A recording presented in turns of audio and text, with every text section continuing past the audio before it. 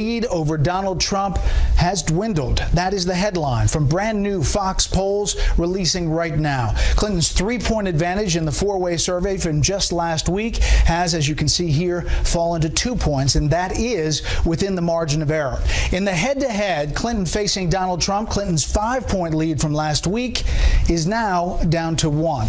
As we head to the what-if scenario map, the states, red states obviously Republican, blue states Democrat. The gray states are key battlegrounds right now, 201 to 164 in the electoral votes. You need 270, of course, to win the presidency. As of tonight, if the election were held tonight with the Real Clear Politics average of polls in each of these states, giving the leader of that state tonight the win, Donald Trump would win in Arizona. He'd win in Nevada.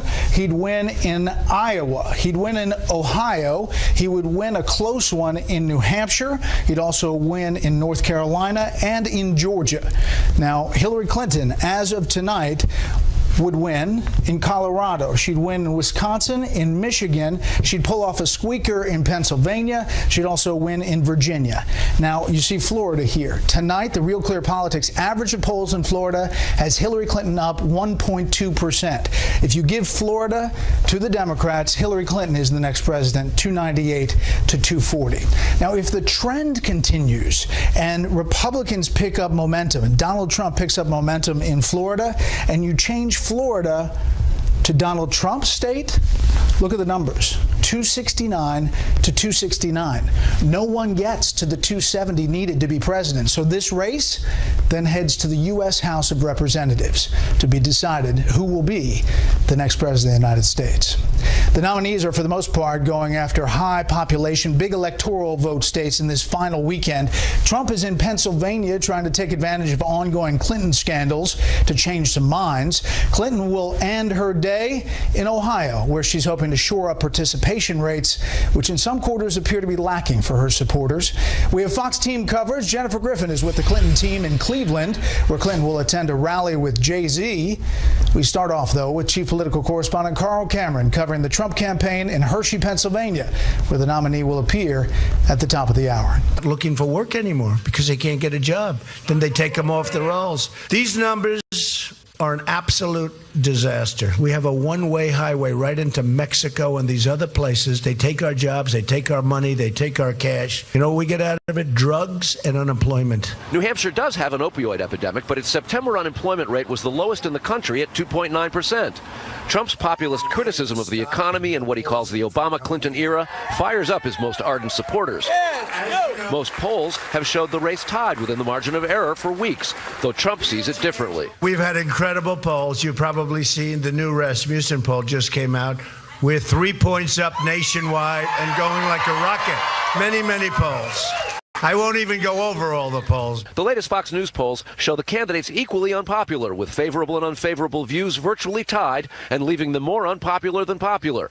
When it comes to who has the better temperament for the presidency, 58% of likely voters say Clinton does, while 57% say Trump does not. At a boisterous Wilmington Airport rally in battleground Ohio, where he must win, the amped-up candidate resumed his attack on Clinton for newly FBI-discovered emails. They find out going through a pervert's Anthony Weiner. Anybody in New York knows all about Anthony Weiner. They have emails there that are beyond classified. And it's all coming down. Thank you, Carl.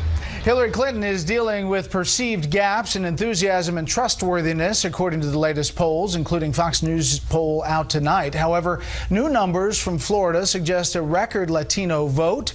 And as the election seems to be tightening, most experts believe turnout will be the key for her hopes to winning the presidency. Fox News correspondent Jennifer Griffin is in Cleveland tonight. This is one of those make or break moments for the United States. It is in your hands. And when your kids and your grandkids ask what you did in 2016, when everything was on the line, I hope you'll be able to say, I voted for a better, stronger, fairer America. President Obama's impassioned pleas for Clinton votes got interrupted today. He asked the crowd to focus on the alternative. Hey, everybody, hey, I told you to be focused, and you're not focused right now. Listen to what I'm saying. Hold up. Hold up. Everybody sit down and be quiet for a second. With eroding poll numbers in key battleground states, the Clinton team added tonight's trip to Detroit. Michigan hasn't voted for a Republican since 1988. Never been called a minority. Go out and vote and show everybody that you are actually really the majority. A week after the FBI director reopened the investigation into the Clintons' use of a private email server. Any response to the FBI? Will you be back out on the campaign trail soon? The target of that expanded FBI investigation, Clinton aide Huma Abedin, broke her self-imposed exile from the campaign trail to appear at a Washington, D.C. fundraiser organized by Vogue editor Anna Wintour.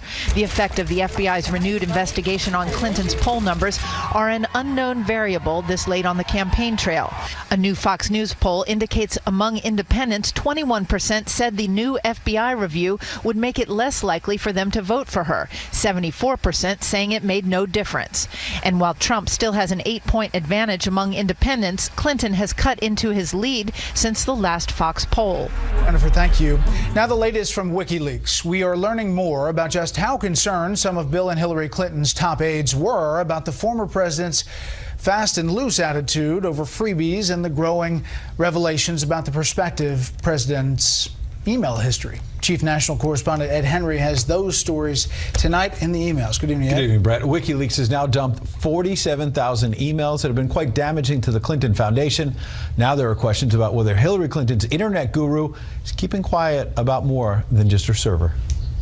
On the day Hillary Clinton's former IT chief signaled he'd be taking the fifth before the Select Benghazi Committee, liberal activist Neera Tanden joked she'd be buying Advil and Tums for John Podesta, but then issued a serious warning. There may be more damaging info lurking, writing, quote, Brian was the one who retrieved all our emails for Maura to read. Maybe that is why he's avoiding testifying, Tanden wrote, an apparent reference to an attorney on Clinton's first 2008 presidential campaign, where Pagliano got his start in politics.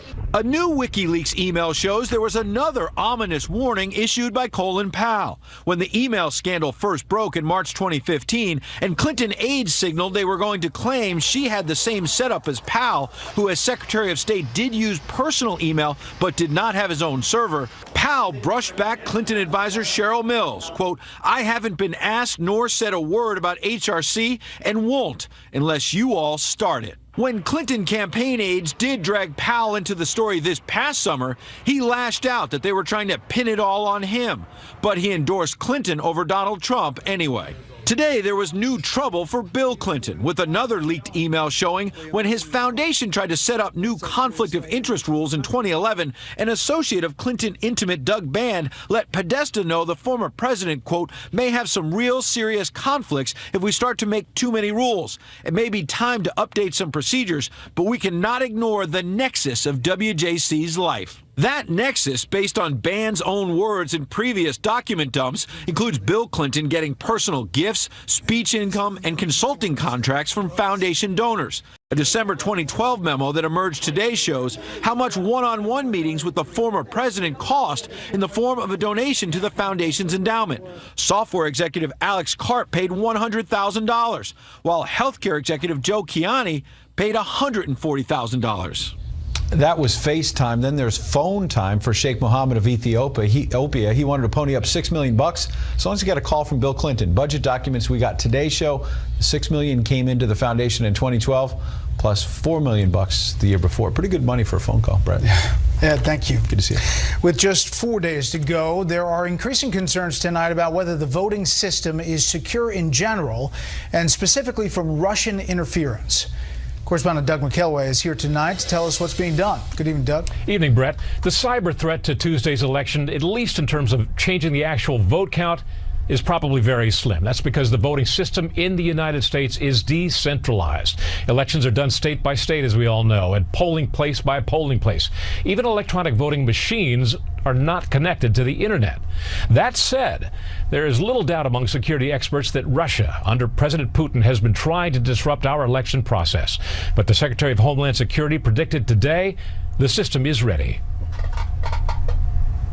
I have a lot of confidence in the integrity of our ballot counting process. I have a lot of confidence in the security and cybersecurity around the process run by state and local election officials.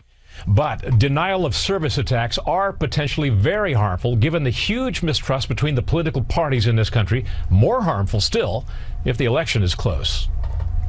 If they attack the place that is supposed to report out the results, if they actually attack the media sites too that are collecting this information, what we have is chaos. Then what we do is we have a cascading series of problems like trust. The Department of Homeland Security is now working with 48 states that have requested cybersecurity help, doing risk assessment and scanning for malware, which all can be done remotely. The WikiLeaks release of DNC emails this past summer, resulting in the embarrassing ouster of DNC Chairwoman Debbie Wasserman Schultz, and the present release of John Podesta emails are targeting, curiously enough, just one party. Some have speculated that stems from Putin's blaming Clinton for demonstrations that followed Russia's 2011 parliamentary elections. Yet WikiLeaks founder Julian Assange recently said that Russia is not behind the ongoing Podesta email leaks, all adding to intrigue about who's doing the hacking and who may threaten more. Brett? Doug, thank you.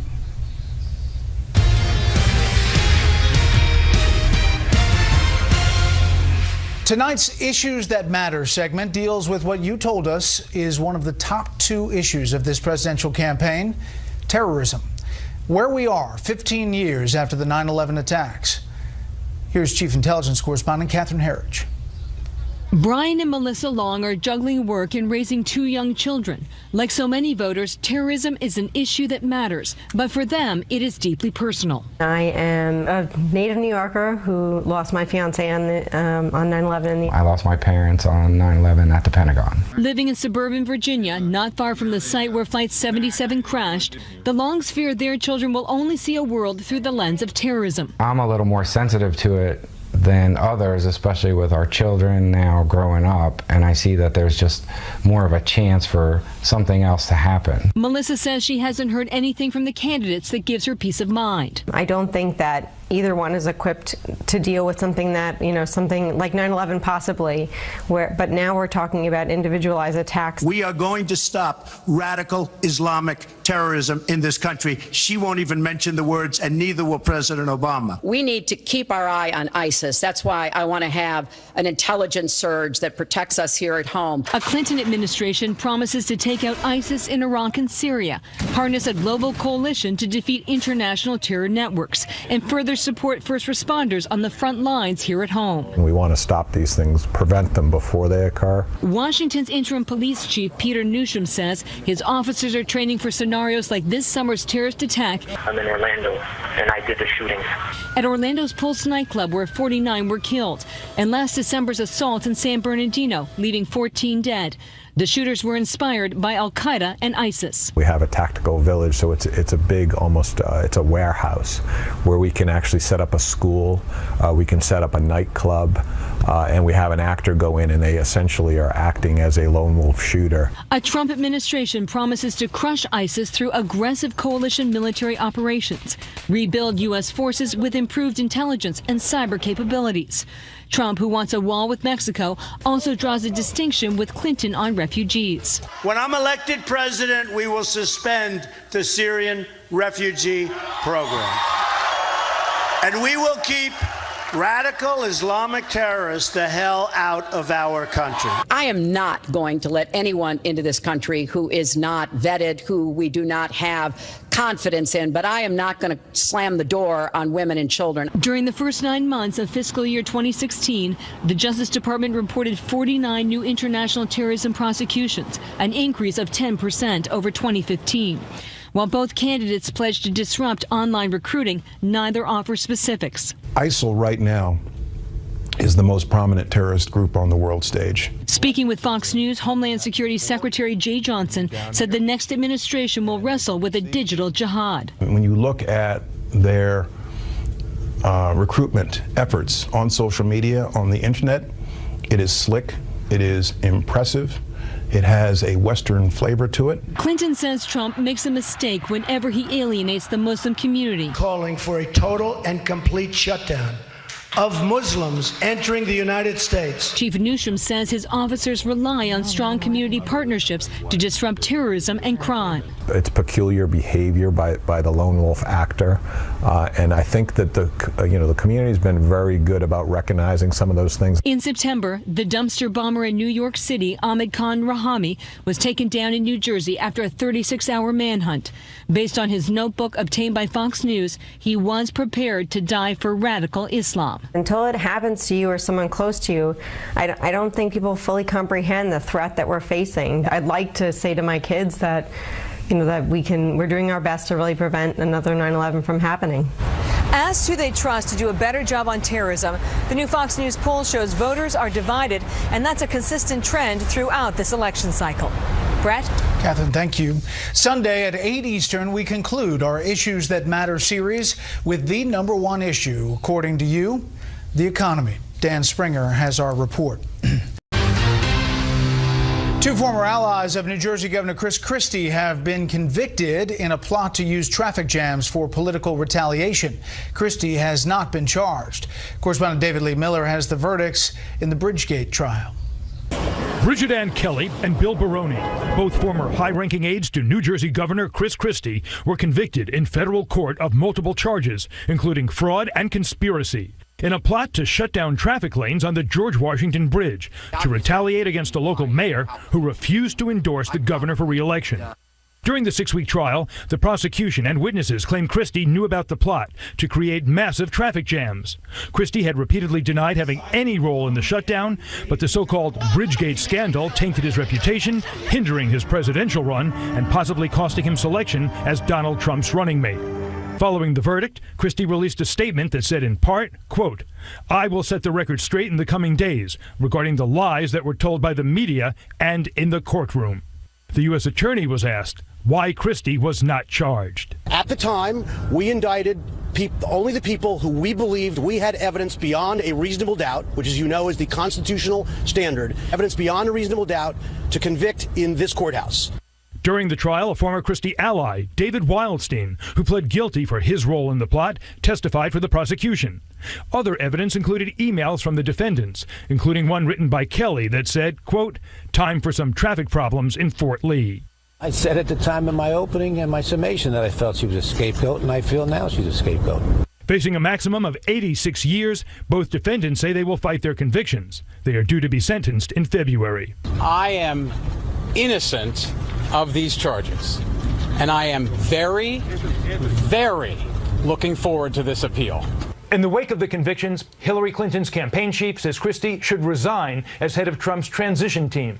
This weekend, Christie is scheduled to campaign for Trump in New Hampshire and Pennsylvania. Brett? David Lee, thank you. North Carolina's governor's race could go either way, depending on the turnout there, generated by interest in the presidential race. Right now, Real Clear Politics has Democratic challenger Roy Cooper ahead of Republican incumbent Pat McCrory by about 2 percentage points. Correspondent Jonathan Seri looks at what this contest is all about from Raleigh tonight. Republican Pat McCrory was elected governor with a reputation as a business-friendly moderate, but his bid for a second term has turned into a referendum on socially conservative legislation. He has been associated with the most visible and the most controversial issues rather than the legislature where all of this stuff got passed.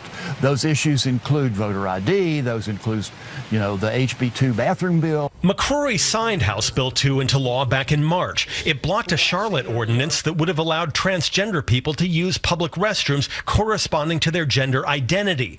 The new law rallied social conservatives, but alienated many fiscal conservatives and moderates. It prompted an economic boycott of the state. Roy Cooper, the state's Democratic Attorney General, has seized on the negative consequences of HB2, putting the governor on the defensive. McCrory has also taken heat over his state's voter ID law, which was struck down this summer when a federal appeals court determined it had been enacted with racially discriminatory intent. Governor McCrory continues to use taxpayer money to pay for attorneys to continue to appeal this. Of course, he lost It's shameful for the governor to keep pushing this legislation. It's wrong for our states. Some conservatives criticize Democrat Cooper for not doing his job as Attorney General and refusing to defend the state voter ID law in court. If you don't think there's potential for voter fraud, you're digging your head in the sand. Because as you know, in the history of the United States, in Chicago, in West Virginia, in Texas,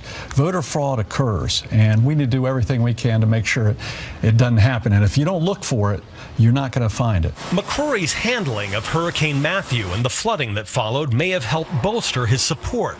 But in this battleground state, the attention to getting out the Democratic vote by the Clinton campaign gives Cooper a boost.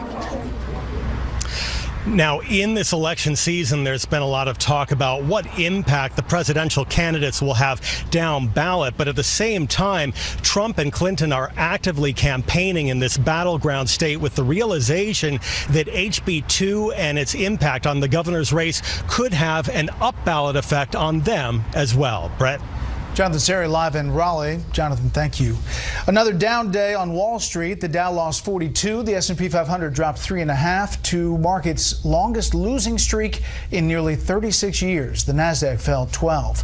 For the week, the Dow lost 1.5 percentage points. The S&P 500 was down 2. The Nasdaq fell 2 3/4. Up next, our Why We Fight series looks at the controversial rules of engagement American troops must follow in the war on terror. The U.S. official says at least 3 American service members died today in a shooting in Jordan. We're told the troops were in vehicles approaching the gate of a Jordanian military training facility when they came under small arms fire. 1 was killed initially, 2 others died at a hospital. Every member of our fighting force needs to know what is and what isn't allowed on the battlefield. But these questions can get tricky when you fight an enemy that makes every place a battlefield.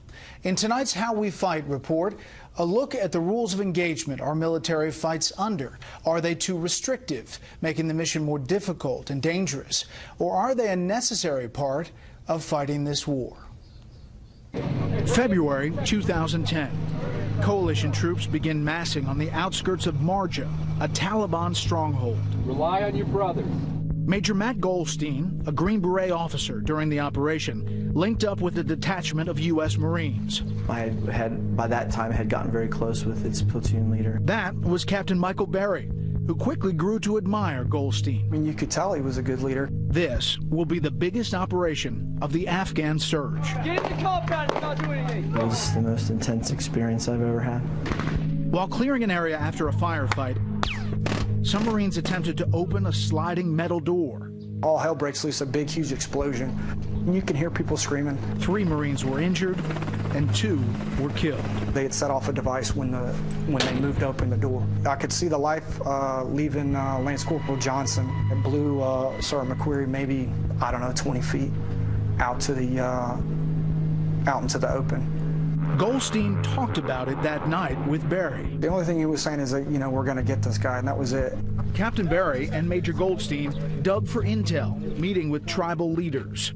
Did you find the suspected Taliban bomb maker? We did capture a fighter, and then ID material, weapons. We recovered radios, the small ICOM radios that the Taliban were using, so quite a bit of material. But at the time, you think this is the guy? Yeah, absolutely. After he was detained, the suspected bomb maker refused to speak to investigators. Because of strict rules of engagement, they were ordered to release him. You can construe it as a law enforcement mindset. There's limits on how long you can hold guys. So we would pull these guys out. We'd say, clearly these are enemy combatants. These are Taliban. These are bad dudes. We'd pull them out, but we wouldn't have any place to hold them. So eventually we'd let them back, and they would cause terror to the community again. Right. In fact, you realize quickly you make things worse. It is an inevitable outcome that people who are cooperating with coalition forces, when identified, will suffer some terrible torture or be killed. Shortly after releasing the Taliban detainee, Goldstein took matters into his own hands. Did you kill the Taliban bomb maker? Yes. Years later, he started talking about his attack on the bomb maker in a job interview with the CIA. You willingly offered up these details right. at the CIA, right? That's correct. And that's where it all started. Pretty much. Goldstein, who had received a Silver Star for valor in Afghanistan, now found himself accused of murder and conspiracy. What followed was the Army's version of a thorough police investigation. I told the Army CID investigator, I don't know anything, I don't remember anything. I never begrudged investigators or even my commanders for doing an investigation. If they're concerned about my judgment or my behavior, then I would expect that they would look into it. Ultimately, after a review by a military tribunal, no charges were filed. But Goldstein was removed from the Special Forces. His Silver Star was taken away, and he was denied a position at the CIA. What is it like going from war hero to accused war criminal? Are you angry? No. It has been incredibly painful and very difficult. Over the last years, everyone who served with me stood by me.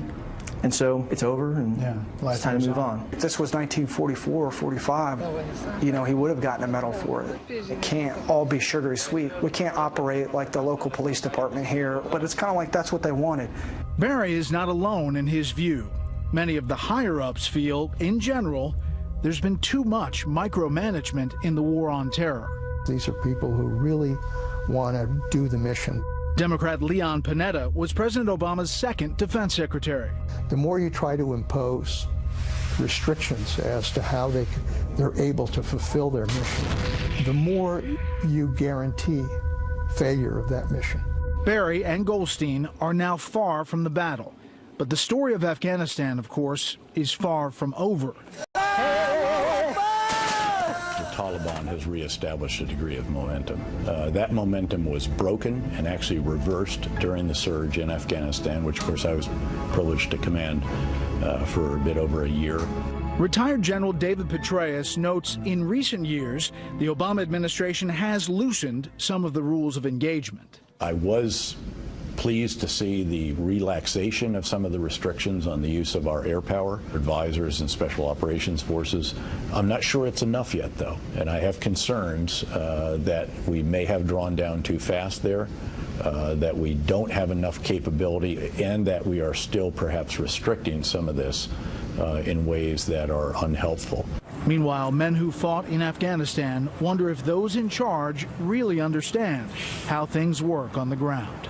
The mood for myself and among many of my peers is that no, we do not have that support. My part of the bargain is that I act in good faith. I'm upholding the trust invested in me to take into account all of what my mission, the rules, in the context I'm trying to apply them in, and do that to the best of my ability. Their part of the bargain is that you don't come in after the fact with different information, with knowing the outcome, and say, we didn't like it. Tomorrow, on a special Saturday edition of Special Report, the How We Fight series continues. We examine the Iran deal and how foreign policy affects our military. Next up, the final weekend of this campaign, brand new Fox polls, and the return of Candidate Casino. The panel joins me for all of it when we return.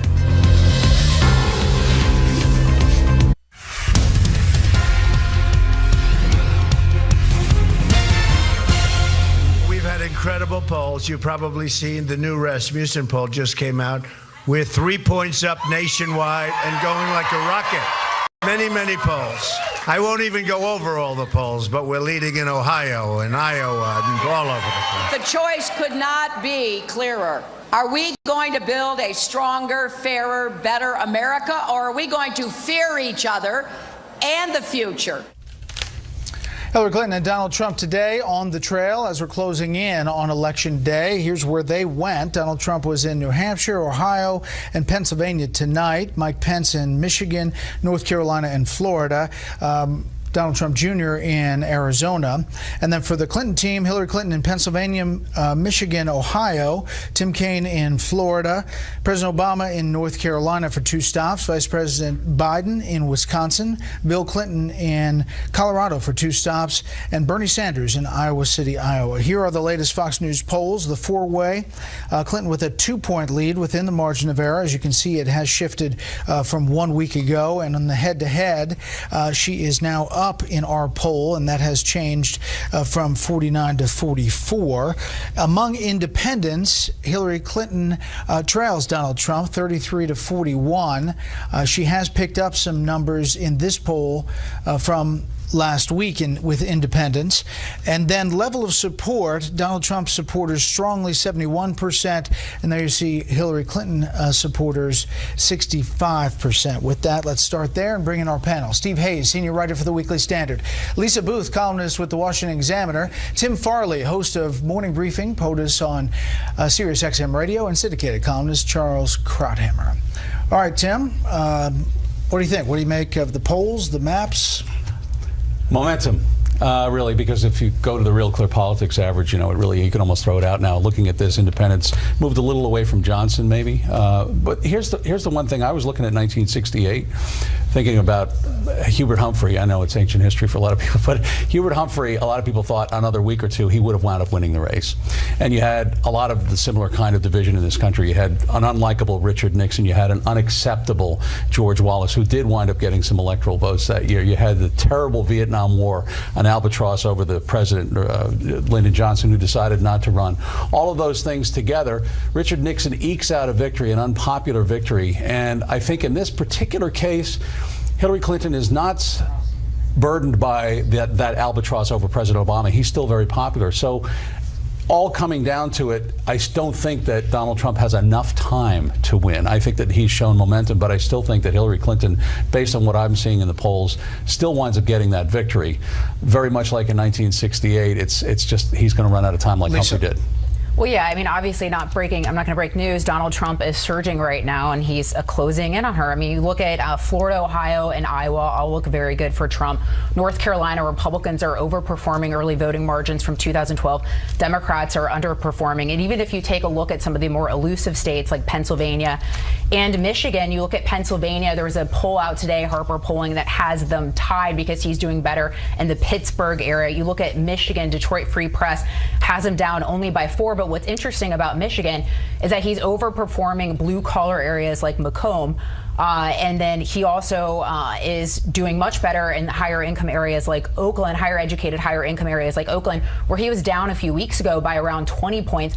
Now he's down by only 4. And so if he overperforms in Macomb and the Upper Peninsula area, but then does as well as he's doing now in Oakland and Grand Rapids, there's a chance he potentially pulls Michigan off. Which would be a huge win in a blue state, traditionally. Fox News poll 7 is the honest and trustworthy number. Hillary Clinton at 31.66, Donald Trump at 38.58 in our newest polls. Charles. That's all a reflection of the Comey recount. I mean, this is all the after effects of that bomb. I mean, some of it is WikiLeaks, but I don't think that WikiLeaks had a dramatic effect. There's also the Obamacare, the rise in the premiums, really affecting people with their wallets. But it was the fact that the charge is now revived. She is under indictment. Or she could be. She's now under investigation. Criminal investigation. Let's be very clear. Let's just be very clear here. That was a slip of the tongue. Holy cow. That was not intended. That was not innuendo. That was simply a slip. So I think that I've made that clear. Okay. So here she is, and in the ads, Trump is saying she's under criminal investigation.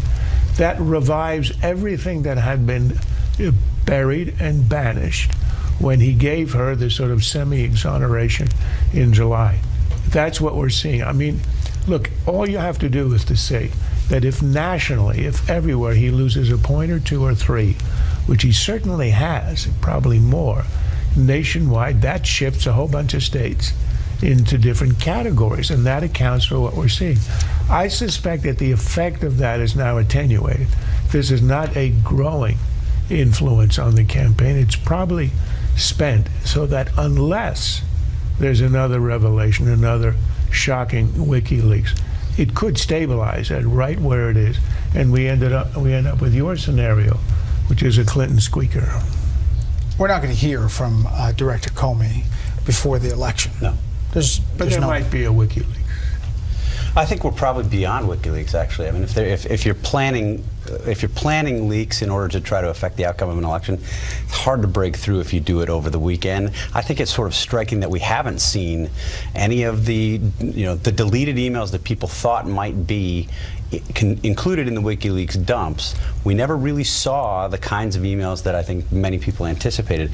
On the FBI investigation, I think you're right. I mean, she obviously is hurt by this over the past week. It's been sort of the obsession of everybody. There's no doubt that what James Comey said in looking again at these Anthony Weiner, Huma Abedin emails from that laptop constitutes a significant review. I do think it's the case that there is this ongoing investigation of the Clinton Foundation. Now, this has been disputed in media reports back and forth. I've had people tell me that that investigation is active and ongoing. You've reported the same. We've seen other people report that too. Tom Fuentes on CNN, who's their senior law enforcement analyst and a former FBI official, sourced to senior officials at the FBI in a report that he gave over the weekend that this is ongoing, said 3 different times in the interview that this was an ongoing investigation. So I think all of that taken together suggests that this has been a story that has dominated the news cycle and left Donald Trump sort of not the focus of the news over the past week. All right, take a listen to President Obama. You mentioned him, Lisa, on the trail today. You don't have to worry about him. You should. This is what I mean about folks not being focused. First of all, we live in a country that respects free speech. So, second of all, it looks like maybe he might have served in our military, and we got to respect that. Third of all, he was elderly, and we got to respect our elders. And fourth of all, don't boo. Oh, if we lose focus, we could have problems. Listen, he's clearly trying to motivate and get the vote out. Well, and specifically with the African-American vote, because we're seeing the African-American vote is way down than it was in 2012 in big cities like Detroit, in places where she needs to drive up the margins to win some of these battleground states. North Carolina, that is a big, big problem for Hillary Clinton. And let's also talk about where some of these surrogates are spending their time. They're spending a lot of time in states like Pennsylvania and Wisconsin, where they're also spending a lot of money on ad airs and on TV as well. Those are states where Hillary Clinton should probably have a little bit better locked up, or a little bit more confidence in locking up those states. But to an earlier point, as far as Hillary Clinton potentially putting out information about Donald Trump, it's too late.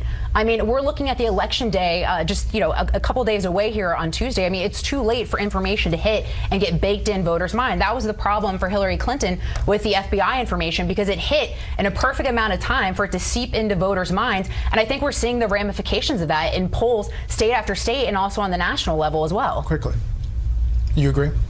Oh, I agree. The enthusiasm is down. I don't think that that's going to kill her at the polls, though. Yeah. When we come back, winners and losers.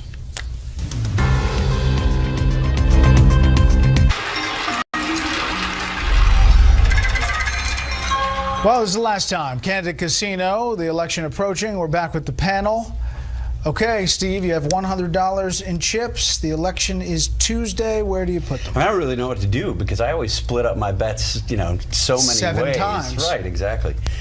So I have $65 on Hillary Clinton, $35 on Donald Trump, and I don't have any money on any of the extraneous things that I expect Charles will bet on. Okay, Lisa, welcome to the table. I know it's my first. Do I have to roll the dice? Or No. We've just got chips. I know. $100 in chips. Chips. All right. Well, I have $40 in Clinton. Just because she has been up throughout the general election, and the electoral map just looks better for her. Trump, I have $35 on because he's surging just at the right moments, and some of these states are starting to shake out for him. $20 on wine because, let's face it, it's been one of those election cycles, and then